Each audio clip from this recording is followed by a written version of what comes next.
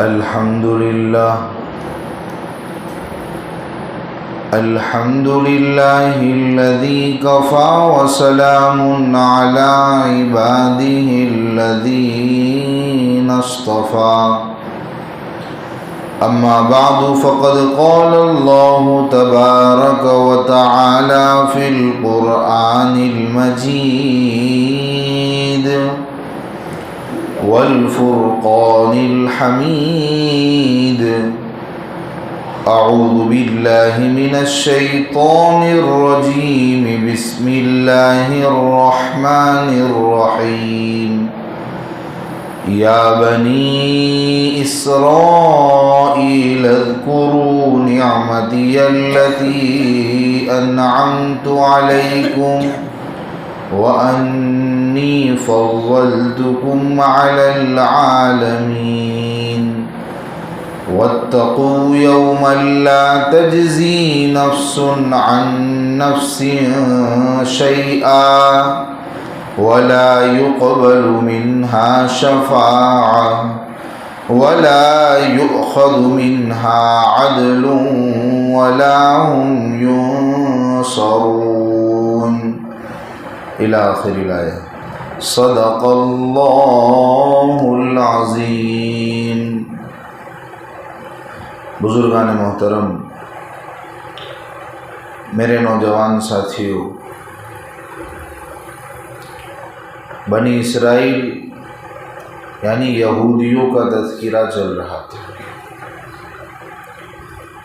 کہ ان پر اللہ تعالیٰ نے بہت ساری نعمتیں کی ہے، اللہ تعالیٰ نے احسانات کو یاد دلایا۔ گرچہ یہاں جو یہود کو خطاب ہے وہ اللہ کے نبی کے زمانے کے یہود، اور یہ انعامات جو آگے گنائے جائیں گے وہ ان کے آباء و اجداد پر کیے گئے تھے، لیکن آباء و اجداد پر جو اللہ تعالیٰ کے انعامات ہوتے ہیں اولاد بھی اس سے فائدہ اٹھاتی ہے، جیسا کہ مشاہدہ ہے،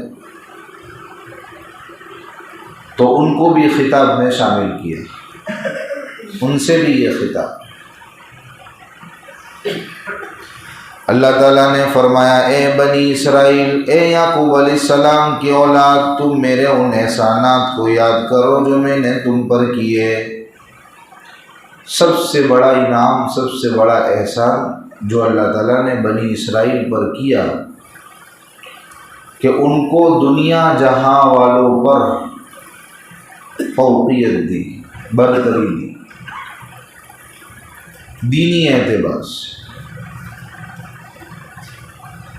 اللہ تعالیٰ نے ان میں موسیٰ علیہ السلام جیسے نبی مبعوث فرمائے،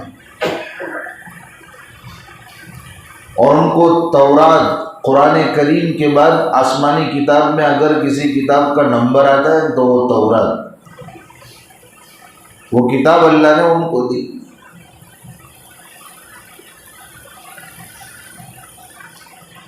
جب تک وہ دین پر جمے رہے تھے، دین کو پکڑے رہے تھے، تو وہ برتر تھے، وہ اپنے آپ میں ان کا ایک مقام تھا، لیکن جب انہوں نے دین کو چھوڑا تو پھر پستی شروع ہو گئی۔ تو اللہ نے ان کو سب سے بڑا احسان جو ان پر کیا اس کو یاد دلایا کہ تم کو ہم نے دنیا جہاں والوں پر فوقیت دی تھی۔ نبی موسیٰ علیہ السلام جیسے نبی تمہارے میں بھیج کر، تورات جیسی عظیم کتاب دے کر دینی اعتبار سے تم کو ترقی دی تھی، برتری دی تھی۔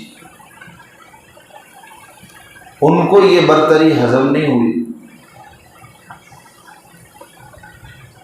اور وہ غلط فہمی میں مبتلا ہو گئے۔ انہوں نے یہ سمجھ لیا کہ یہ تو بنی اسرائیل کی میراث ہے، اور ہماری محنت اپنا ذاتی کمال سمجھنے لگے کہ اس کے تو ہم حقدار تھے۔ تو اللہ نے ان کی غلط فہمی کا ازالہ کیا۔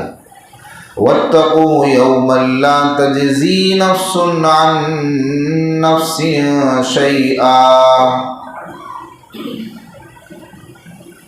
یعنی کہ غلط فہمی میں مبتلا ہونے کی ضرورت نہیں ہے۔ وہ ایسی غلط فہمی میں مبتلا ہو گئے کہ ہم تو بخشے بخشائے ہیں، ہم کو تو عمل کرنے کی ضرورت نہیں ہے۔ نحن ابناء اللہ و احباؤ، اللہ نے ان کو مقام دے دیا، برتری کیا دے دی، انہوں نے تو عمل کو سائڈ میں کر دیا کہ عمل قرآن کو ماننے کی، عمل کو کرنے کی ضرورت نہیں ہے۔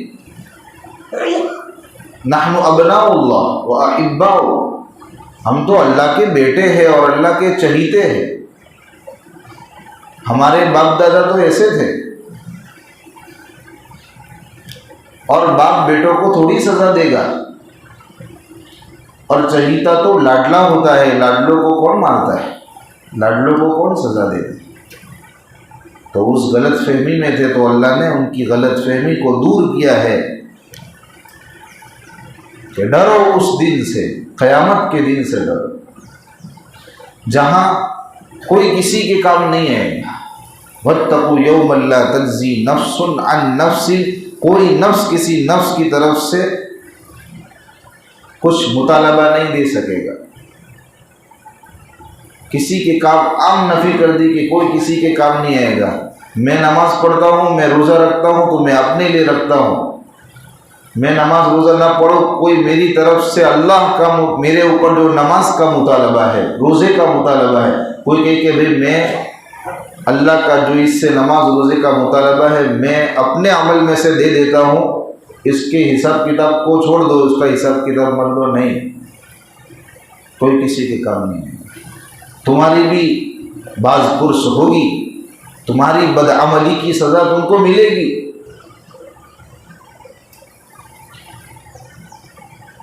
آدمی دنیا کے اندر کسی بلا میں مبتلا ہو گیا، مصیبت میں مبتلا ہو گیا، تو پھر وہ مدد کی گہار لگاتا ہے، اس کی مدد کی جاتی ہے تو 3 طریقوں سے اس کی مدد کی جاتی ہے۔ کوئی آدمی بڑا اس کی سفارش کرتا ہے، بھائی مارو مانس چھبیو آنے جوا دے، میرا قریبی ہے اس کو چھوڑ دو، سفارش کرتا ہے۔ اور قیامت میں بدون ایمان کے، بغیر ایمان کے کوئی سفارش نہیں چلے گی۔ ایمان ہے تو ٹھیک ہے، ایمان نہیں ہے تو سفارش نہیں، بلکہ بغیر ایمان کے کوئی سفارش ہی نہیں کرے گا کسی کی، تو قبول ہونے کی تو بات ہی الگ۔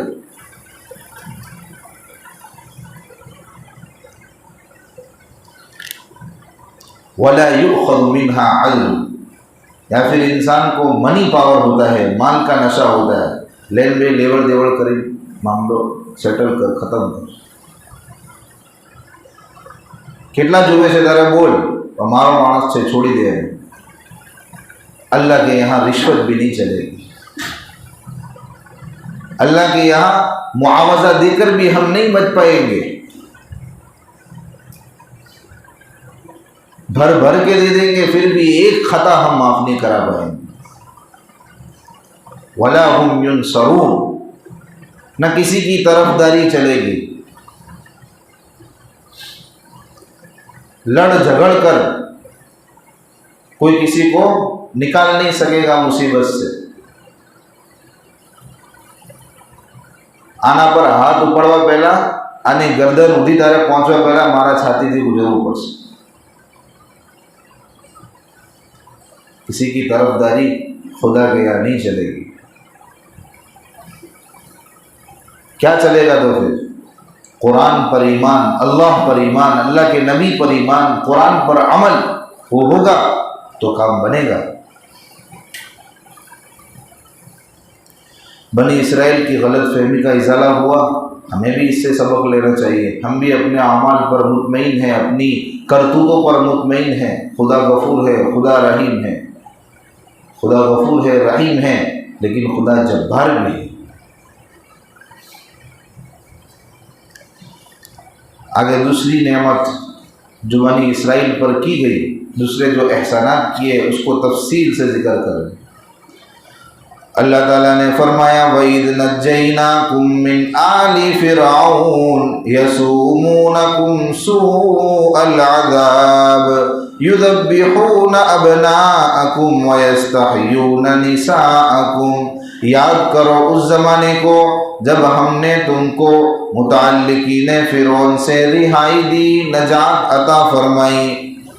وہ اسی فکر میں برابر لگے رہتے تھے کہ تم کو تکلیف پہنچائے، تمہاری دل آزاری کرے، اور وہ تمہارے بیٹوں کو قتل کر ڈالتے تھے، تمہارے بیٹوں کی گردن کاٹ ڈالتے تھے، اور تمہاری عورتوں کو زندہ چھوڑ دیتے تھے۔ اور اس قصے میں تمہارے پروردگار کی طرف سے تمہاری بڑی آزمائش تھی، بڑا امتحان تھا۔ یہ قصہ ہے، فرعون نے خواب دیکھا، صبح نجومیوں سے خواب کی تدبیر مانگی، تو نجومیوں نے کہا کہ اس سال رواں بنی اسرائیل میں ایک بچہ پیدا ہوگا جو فرعون کی سلطنت کو ختم کر دے گا۔ فرعون کو فکر لائی ہوئی، اس نے دوسرے دن سے آرڈر دے دیا کہ آج کے بعد سے جو بھی بچہ پیدا ہو، نر اولاد پیدا ہو، اس کی گردن اڑا دی جائے، اس کو قتل کر دیا جائے۔ اگر کوئی بچی پیدا ہوتی ہے اس سے تعوذ نہ کیا جائے، اس سے مجھے کوئی خطرہ نہیں ہے۔ اور پھر یہ کہ اس کا اپنا ایک دوسرا مطلب بھی تھا کہ اس سے ماما گیری کا کام، خدمت گیری کا کام بڑے ہو کر لینا تھا۔ اس میں بھی اپنی اتنی عافیت جو عورتوں پر کی، اس میں بھی اپنا مطلب مقصود تھا۔ خیر، موسیٰ علیہ السلام اسی سال پیدا ہوئے۔ آپ سب تفصیلی قصہ جانتے ہو کہ کیسے اللہ نے اپنی حفاظت میں فرعون کے گھر میں ہی موسیٰ علیہ السلام کی نشو و نما کی۔ لیکن اس سال میں کتنے معصوم بچے بے گناہ بیچارے قتل ہوئے، اور جس کو قتل کرنا تھا اللہ نے غیبی انتظام سے فرعون کے گھر میں ہی ان کی نشو و نما کی، پرورش کی۔ تو اس ظلم کا تذکرہ ہے، اس قتل کا تذکرہ ہے۔ اس سے اللہ تعالیٰ نے متعلقین فرعون سے جو یہ ظلم کرتے تھے، فرعون کی پولیس جو یہ ظلم کرتی تھی، اس سے بنی اسرائیل کو نجات تھی، اس ظلم سے۔ یہ اللہ کا بہت بڑا احسان ہے کہ نہیں بنی اسرائیل پر۔ وہ وقت پورا ہو گیا، 1 سال، اس کے بعد قتل کا سلسلہ رک گیا۔ جس طرح امتحان اور آزمائش خوشحالی میں ہوتی ہے اللہ کی طرف سے، ایسے بدحالی میں ہوتی ہے۔ دونوں طرح سے بنی اسرائیل کا بڑا امتحان تھا۔ بدحالی میں تو اس طرح کہ بھئی ایسے بیجا قتل کیے جا رہے تھے، اللہ تعالیٰ نے ان پر احسان کیا، وہ سلسلہ رکا۔ اور خوشحالی میں اس طرح کہ رہائی دے دی، تو اب ان کے شکر کا امتحان، پہلے ان کے صبر کا امتحان تھا اور اب شکر کا امتحان ہے۔ وَفِي ذَلِكُمْ بَلَاءٌ مِّن رَبِّكُمْ عَظِيمٌ۔ آگے دوسرا انعام یاد دلا رہے، وَإِذْ فَرَقْنَا بِكُمُ الْبَحْرَ فَأَنجَيْنَاكُمْ وَأَغْرَقْنَا آلَ فِرْعَوْنَ وَأَنْتُمْ تَنظُرُونَ۔ یاد کرو اس زمانے کو جب کہ ہم نے تمہارے وجہ سے، یعنی تم کو راستہ دینے کی وجہ سے، سمندر کو، دریائے شور کو پھاڑ دیا۔ فَأَنْجَيْنَاكُمْ، پھر ہم نے تم کو ڈوبنے سے بچا لیا، اور ہم نے متعلقین فرعون کو ڈبا دیا، غرق کر دیا، اور تم اس کا معائنہ کر رہے تھے، تم دیکھ رہے تھے اپنی آنکھوں سے کہ فرعون کا لشکر کیسے ڈوب رہا ہے۔ یہ قصہ کب ہوا؟ موسیٰ علیہ السلام پیغمبر بنا دیے گئے، فرعون کو مدتوں تک سمجھایا بھئی خدا کو مان لو، لیکن اس کے پلے نہیں پڑی بات۔ پھر اللہ کی طرف سے حکم ہوا کہ بنی اسرائیل جو یعنی موسیٰ علیہ السلام کو ماننے والے تھے، آپ ان کو لے کر یہاں سے نکل دیجیے۔ موسیٰ علیہ السلام بنی اسرائیل کے ساتھ مصر کی طرف روانہ ہوئے۔ کنعان کا ارادہ تھا، لیکن راستہ بھول جانے کی وجہ سے بحر احمر کے کنارے پہنچ گئے۔ فرعون کو اطلاع ملی تو وہ بھی ایک لشکر، بھرے ہوئے لشکر کے ساتھ پیچھا کرتے کرتے ان کے پیچھے، لشکر کے پیچھے روانہ ہوئے۔ بحر احمر کے کنارے پہنچے تو پانی ہے، اب اس کو پار کیسے کرنا؟ پیچھے فرعون کا لشکر ہے۔ موسیٰ علیہ السلام نے اللہ کے حکم سے لاٹھی پانی پر ماری، وہ پانی سمٹ کر 11 راستے بن گئے، اور موسیٰ علیہ السلام اپنی قوم کے ساتھ عافیت کے ساتھ سب پار ہو گئے راستہ۔ پیچھے فرعون اپنے لشکر کے ساتھ آ رہا ہے، وہ اپنے لشکر سے کہہ رہا ہے کہ میری وجہ سے یہ سمندر راستوں میں تبدیل ہو گیا ہے، اپنے گھوڑوں کو ڈال دو اس میں، یہ گھوڑوں کو پکڑو۔ سب نے فرعون کو تو وہ خدا مانتے تھے، اس کی بات کو تو حرف آخر مانتے تھے، سب نے گھوڑے ڈال دیے دریا میں، اور بیچ مجھدار میں جا کر موسیٰ علیہ السلام کو حکم ہوا کہ اپنی لاٹھی کو سمندر میں مارو۔ موسیٰ علیہ السلام نے لاٹھی اب ماری تو راستے پھر سے پانی میں تبدیل ہو گئے، اور سارا فرعون کا لشکر ڈوب گئے، اور ایسے اللہ نے ان کو بچایا، ان کی حفاظت کی، اور فرعون کے لشکر کو ڈبا دیا۔ یہ اللہ نے ان پر احسانات نہیں کیے تھے، اور یہ کنارے کھڑے ہو کر ان کو ڈوبتا ہوا دیکھ بھی رہے۔ وَأَنْتُمْ تَنْظُرُونَ۔ ایک اور احسان اللہ نے گنایا۔ ان احسانات کا تقاضا ہے کہ اب جو مدینہ کے اللہ کے نبی کے زمانے کے جو یہود ہے، ان کو اللہ کے نبی کی بات ماننی چاہیے، قرآن کو ماننا چاہیے۔ تیسرا احسان گنایا، وَإِذْ وَعَدْنَا مُوسَىٰ 40 لَيْلَةً ثُمَّ اتَّخَذْتُمُ الْعِجْلَ مِن بَعْدِهِ وَأَنْتُمْ ظَالِمُونَ۔ یاد کرو اس زمانے کو جب ہم نے موسیٰ علیہ السلام سے 40 راتوں کا وعدہ کیا، پھر تم نے گوسالہ پرستی کو تجویز کیا موسیٰ علیہ السلام کے جانے کے بعد، اور تم ظلم کر رہے تھے، گوسالہ پرستی کر کے تم نے اپنی ذاتوں پر ظلم کیا۔ یہ قصہ ہے موسیٰ علیہ السلام اپنی قوم بنی اسرائیل کے ساتھ عافیت کے ساتھ جس جگہ پر پہنچنا تھا وہاں پہنچ گئے۔ جس بھی جگہ پر بھی تھے، اللہ کی طرف سے حکم آیا کہ کوہ طور پر، معارف القرآن میں لکھا کہ بنی اسرائیل نے سامنے سے موسیٰ علیہ السلام سے کہا کہ اے موسیٰ، اب شریعت جو ہو نافذ کرو، اللہ کا قانون لاؤ جس کی روشنی میں ہم عمل کریں۔ اب ہم مطمئن ہو گئے، کوئی خوف نہیں ہے، کوئی خطرہ نہیں ہے دشمن کا۔ شریعت کچھ ہو تو لاؤ، ہم اس کے مطابق اپنا دستور العمل بنائیں، اپنے عمل کا قانون بنائیں جس کی روشنی میں ہم عمل کریں۔ انہوں نے درخواست کی، موسیٰ علیہ السلام نے بارگاہ الہی میں عرض رکھی، تو اللہ تعالیٰ نے کہا کہ کوہ طور پر آ جاؤ۔ پہلے 30 راتوں کا اللہ نے وعدہ کیا کہ 30 رات کوہ طور پر آ کر اعتکاف کرو، عبادت کرو،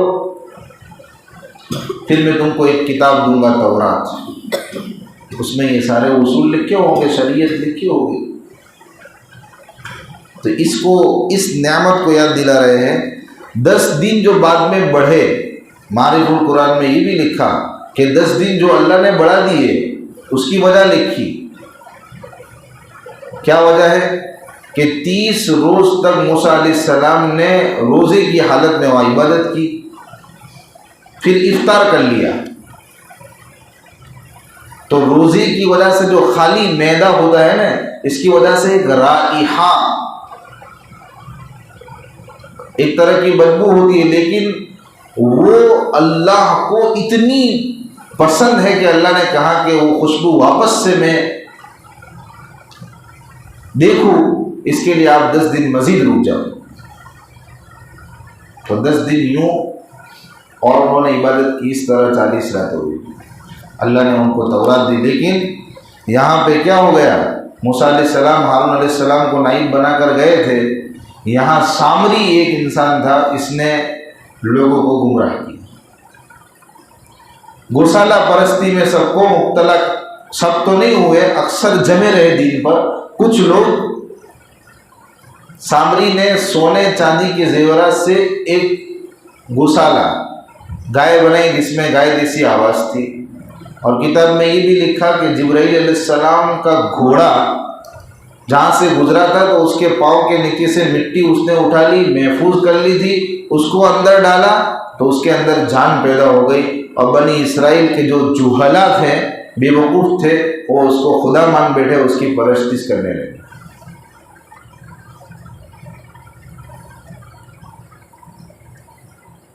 تو یہ انہوں نے اپنی ذات پر ظلم کیا۔ کتنی بڑی بات ہو گئی، گائے کی پوجا کرنا، گائے کی پرستش کرنا، گوسالہ پرستی۔ خدا ان پر اتنے انعامات کرے، لیکن انہوں نے مصریوں کی طرح شرک کیا نا، پھر بھی اللہ تعالیٰ نے ان کو معاف کیا، انہوں نے توبہ کی، اللہ نے معاف کیا۔ ثم عفونا عنكم من بعد ذلك لعلكم تشكرون۔ ایسی حرکت کے باوجود بھی اللہ فرماتے کہ ہم نے تم کو معاف کیا، اس توقع پر کہ تم احسان مانو۔ یعنی یہ نہیں کہ اللہ کو پتہ نہیں ہے، کہ اللہ کو شک ہے کہ بعد میں یہ لوگ مانیں گے کہ نہیں مانیں گے، بلکہ لعلکم، امید ہے کہ وہ احسان مانیں گے۔ اس کا مطلب یہ ہے کہ شکر، جب کبھی معافی والی بات ہوتی ہے نا، کسی کو درگزر کیا جاتا ہے تو دیکھنے والوں کو یہ لگتا ہے کہ بھئی اب تو یہ سدھر جائے گا، اب تو یہ احسان مانے گا، اس لیے لعلکم کا شبد ہے۔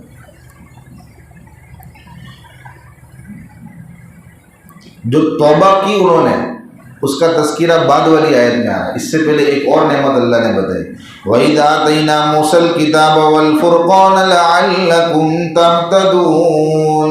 اجمالی تذکرہ تو آ گیا کہ 40 راتیں اللہ کے یہاں اعتکاف کیا، کوہ طور پر موسیٰ علیہ السلام گئے، تورات دی، لیکن تورات یہ مستقل ایک بہت بڑی نعمت تھی ان کے لیے، تو اللہ نے خصوصی طور پر بھی اس کا تذکرہ کیا کہ اس نعمت کو بھی یاد کرو کہ ہم نے موسیٰ علیہ السلام کو کتاب دی، تورات دی، اور فیصلے کی چیز دی۔ فیصلے کی چیز کی تفسیر الگ الگ آتی ہے کہ فیصلہ کرنے والا ہونا، یہ تورات ہی کی ایک صفت ہے۔ اللہ کی کتاب ہو تو فیصلہ کن ہی ہوتی ہے، حق کو باطل سے ممتاز کر دیتی ہے۔ اور فرقان کی ایک تفسیر لکھی کہ موسیٰ علیہ السلام کو اللہ نے معجزہ دیا، معجزے سے بھی سچے اور جھوٹے یہ واضح ہو جاتا ہے، اس کا بھی پورا قصہ ہے۔ اور فرقان سے مراد تورات کے اندر جو احکام شرعیہ تھے، ان کے لیے شرعی احکام تھے، وہ بھی مراد ہو سکتے ہیں کہ اس کی وجہ سے بھی اعتقادیات اور عمل کے جو اختلاف ہوتے ہیں نا، وہ بھی واضح ہو جاتے ہیں۔ وہ کیوں کتاب دی؟ کہ وہ راہیاب ہو جاوے، وہ راستہ ہو جاوے، لعلکم تہتدون۔ اب ان کی توبہ کا تذکرہ ہے۔ موسیٰ علیہ السلام آ گئے کوہ طور سے، یہاں تو کچھ لوگ گوسالہ پرستی میں مبتلا ہو گئے۔ وَإِذْ قَالَ مُوسَىٰ لِقَوْمِهِ يَا قَوْمِ إِنَّكُمْ ظَلَمْتُمْ أَنفُسَكُمْ، اور یاد کرو اس وقت کو جب کہ موسیٰ علیہ السلام نے اپنی قوم سے کہا، اے میری قوم، إِنَّكُمْ ظَلَمْتُمْ أَنفُسَكُمْ، تم نے اپنی ذات پر ظلم کیا۔ کیوں؟ تم نے گوسالہ پرستی کو تجویز کیا، یہ کر کے تم نے اپنی ذات پر ظلم کیا۔ تو اب توبہ کا دروازہ کھلا ہے، توبہ کر لو اللہ سے۔ فَتُوبُوا إِلَىٰ بَارِئِكُمْ، اپنے خالق کی طرف متوجہ ہو جاؤ۔ توبہ کا طریقہ کیا رہا؟ اس وقت